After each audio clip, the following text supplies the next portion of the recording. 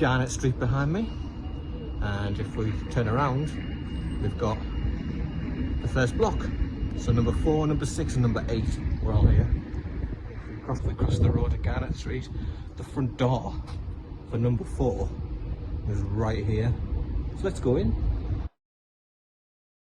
Would have been the front of the shop really. My shadow would probably be the hallway originally. So obviously you got front room, back room, and above it probably 2 bedrooms, and above that you've got a loft room for number 4.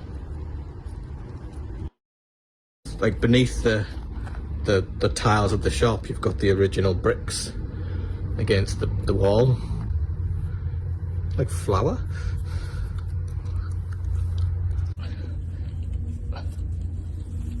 There's a 4 Garnet Street brick for you right there. Where the gate was.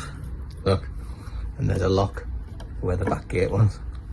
So the toilet could have been in this corner, you know, for the outside toilet. And the coal shed, probably around about there somewhere.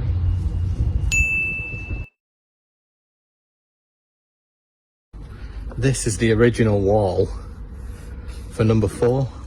You can see these are the original bricks up to this point, and they've built on that.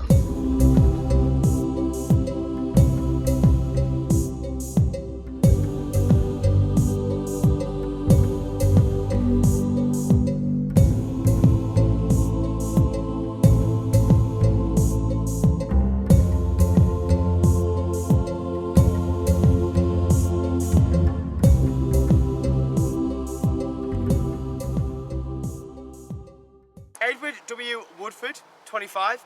He's a fitter steam engine maker, fitter steam engine maker in India. From India. Oh, lovely. Then you got Emily Woodford, she's 21. And then we've got Edward Woodford, who was 1. Oh, so it's a junior. It's an Indian. And Edward was born here.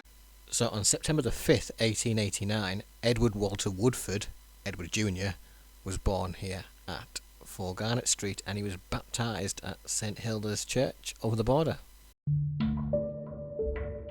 In 1891, childbirth in Britain was primarily a home birth experience. Fantastic. With women typically assisted by midwives and sometimes monthly nurses. In 1891, pain relief during childbirth was limited and mostly focused on reducing fear and anxiety through methods like hypnotherapy and the use of opium.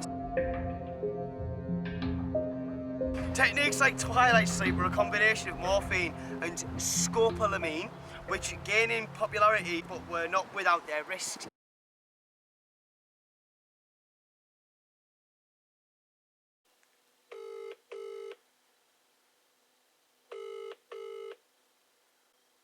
Hello? Hello, is that Julie? It is. My grandmother, my maternal grandmother, was one of their daughters, Irene. I've got them on Garnet Street. Oh yes, they were there as well. Yeah. So that's where Edward was born, wasn't he? Over in India. He was, yeah. Well, he was a journeyman engineer. Wasn't there a younger Edward as well? Oh yes, well he died. Now I think he was a child when he died. Right. I think he had meningitis.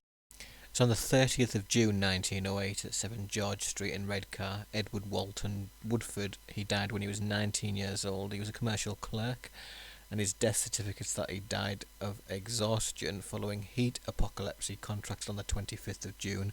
So he had it for about 5 days before he died. So I googled the AI explanation of what heat apocalypse is, and it's basically heat stroke where the body can't regulate its own temperature, and it's life-threatening, and it's right at the core, and it can change mental state, causing confusion, consciousness, and damage the vital organs. Good afternoon, Beaver Services. Hello, I'm looking for a burial that took place in Redcar. Unfortunately, if I do that, I've got to charge you £17.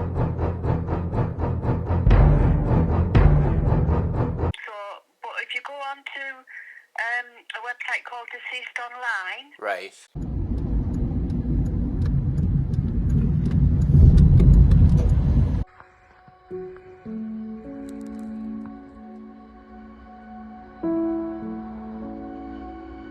C, the section C is on this side of the entrance.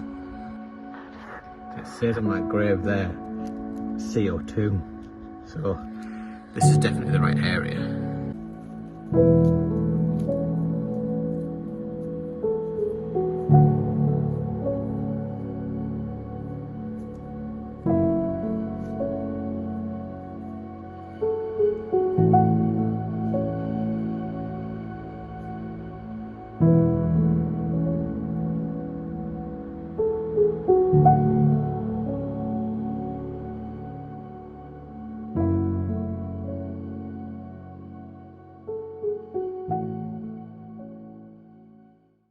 Isn't there? I've got Lillian here as well as that one. Oh, yes, Lillian.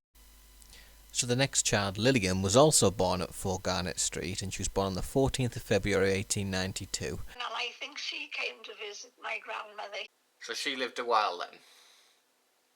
Yeah, because she was a lot older than my grandmother, so I think she always lived in Middlesbrough. Right.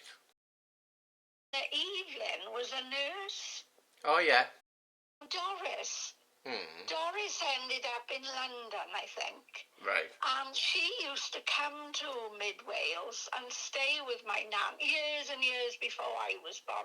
I think Edna was the one that lived in Saltburn. Her and her husband lived in Saltburn, and he actually murdered her.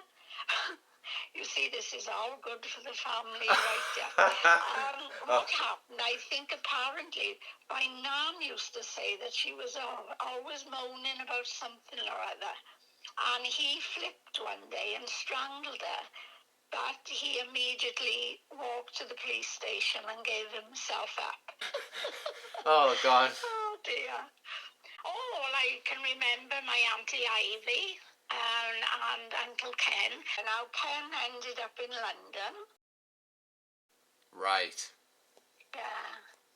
Well, so Ivy lived quite a while then, didn't she? Oh, she did. And she was a character as well. Her only child was Kevin. And, I think Kevin's wife found her a handful, I'm sure. Anyway, I don't think Kevin could have been given her enough attention. And the next thing, she'd disappeared. Well, he rang back, I think the following day, and said, they'd found her. She'd booked herself into a hotel to worry them. Oh, yeah, she was in fact, I think she was probably the oldest out of them all to die.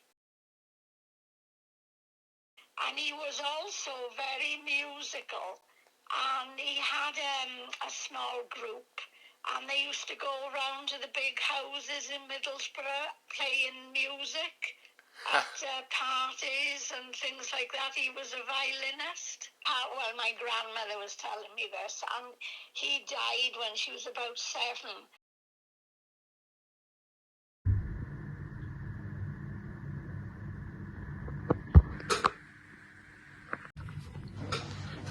Just in the crematorium now, I'm looking through the old book for some of these burials.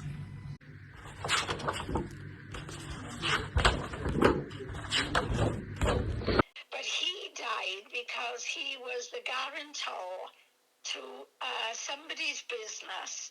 Now, whether this somebody was a friend or a relative, I don't know. And they went bankrupt. And apparently when he was told, he literally dropped dead. God. From shock, because he knew, he lost all his money.